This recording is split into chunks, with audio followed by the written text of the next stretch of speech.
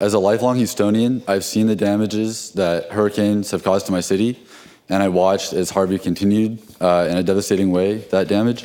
So in the face of a warming climate that leads to more powerful storms, how much of a priority would climate change be to your administration, and what are some plans you have to tackle that issue? Thank you for the question. I think the concern that you have, I share at the highest level. I came here to Houston during Hurricane Harvey. I went to New Orleans during Katrina, and I've seen for myself what is happening in this country and around the world. But let's maybe bring up the topic of the day, which is the Green New Deal. I read with great interest what they were suggesting. And I think these are well-intentioned people, and like me, are gravely concerned about our planet, climate change, and the things that we have to do. So the first answer to the question is, this would be a top priority. But we have to be sensible about it. So here we are in Texas, where oil and gas is a primary product of this entire state. But yet you lead the nation in wind energy. So it's not an either-or situation. We can do both.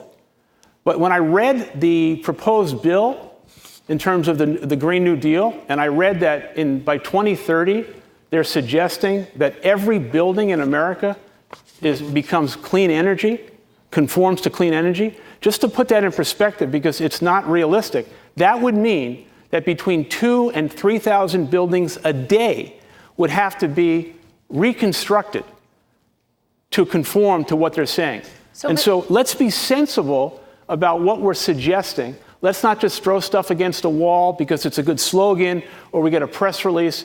Let's be truthful.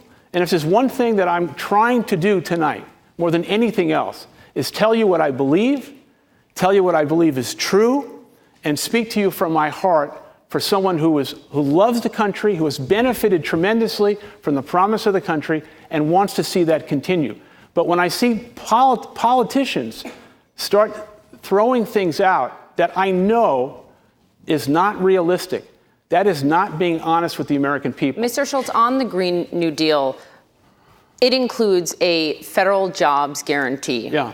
Are you supportive of that? And you mentioned Democrats throwing up slogans.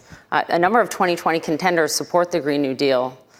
It's proposed by Senator Markey and Congresswoman Alexandria Ocasio-Cortez. Do you think that they are being disingenuous with the American people?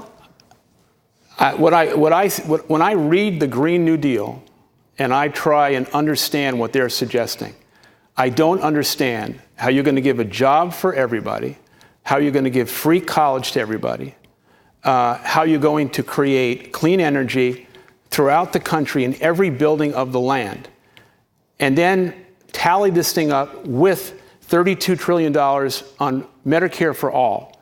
That's about $40 trillion plus. We are sitting, ladies and gentlemen, with $22 trillion of debt on the balance sheet of America.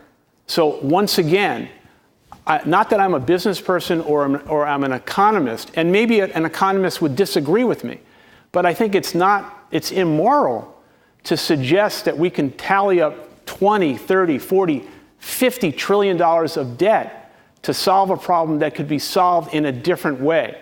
It's not that they're disingenuous. I think they're well-intentioned. This is not personal. I just don't agree this is the right way to approach things. So let's get to another key question with us, because you were, until a matter of months ago, a lifelong Democrat. You've contributed mostly to Democratic candidates, but the party, you've said, has moved too far left for you. So let's go to a Democratic voter who has a question for you, Marika McCool. Good evening. Hi. Hello. So you openly opposed Alexandria Ocasio-Cortez's proposal to raise the marginal tax rate to 70% on incomes over $10 million. So if you're elected president and being a member of the group of people who earn over $10 million, what would your proposed tax plan be? Thank you for the question. I'm going to try and explain this to you in a very personal way. First off, I should be paying more taxes. And people who are in the bracket of making millions of dollars, or whatever the number might be, should be paying more taxes. But we have to go back a year or so. I was very vocally against President Trump's corporate tax break of lowering the corporate tax rate from 35 to 21%.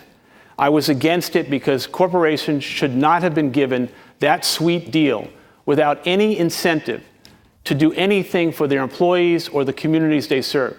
Education, training, whatever. There was a tremendous opportunity for the United States to have comprehensive tax reform. And that would have meant higher rates on individuals like myself. Corporate tax rate of 21% should have never happened. And we should have examined how can we create comprehensive tax reform so that we could lower the taxes for the middle class. But the headline is here, I should be paying more taxes, and people who make this kind of revenue and of means should pay more taxes. So on that point, yeah. You've just said twice, I should pay more taxes. And America's question, important question, was about personal income tax. How much should the wealthy pay in this country?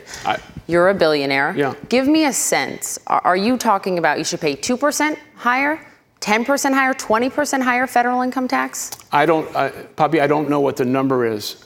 I think what I'm saying is we need comprehensive tax reform. Ballpark it for people, because it makes a difference. Would it go up to the rate under President Clinton, or are we talking about significantly higher? What I think is what being proposed at 70% is a punitive number. And I think there are better ways to do this. So what's not punitive? I don't know what the number is, but what I'm suggesting is I should be paying higher taxes. And I think people across the country are willing to pay higher taxes. But there's a caveat there. And the caveat is this. But is it higher than 2% more, for example? I think it is. But okay. let me just qualify this. That's very important. If you look at the American people and you ask them this following question, do you trust the government? Do you trust Congress? Most people in America say, I've lost trust and confidence in Congress and certainly in the president. And so when you ask people to pay more taxes, we have to make sure that there is a agreement that your additional tax dollars are going to be spent wisely by the government. And that goes back to the gentleman's question about whether or not we're going to spend 20 or 30 or 40 trillion dollars on a Green New Deal that we can't afford. There are other ways to do it. And so I think this is a very important point. We need comprehensive tax reform in the United States, where the people who are making more are paying more taxes. We're lowering the tax for middle-class Americans, and we're doing it in a comprehensive way. In addition to that, there should be infrastructure development. And one of the things I've learned this year, which really surprises me, is that about 30% of people who live in rural America do not have broadband access. FDR, more than 60 years ago, made it a right for every American to have electricity. It should be a right for every American family to have broadband access. So we're living in a digital age. We can't leave the American people behind. That we are. Although I could get off Twitter from now and then from time to time. You said on 60 Minutes, Mr. Schultz, that you would release your tax returns today. Will you commit to releasing your tax returns this week?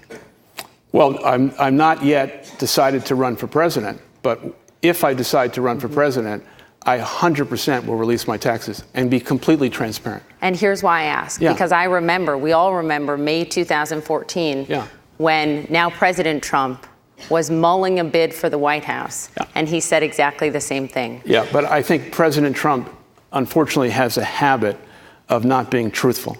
And I think I raise my hand to all of you, and I can promise you, not only will I pay my taxes, not only will I release my tax refund. Well, there you go. He'll pay his taxes. But I want to say something else.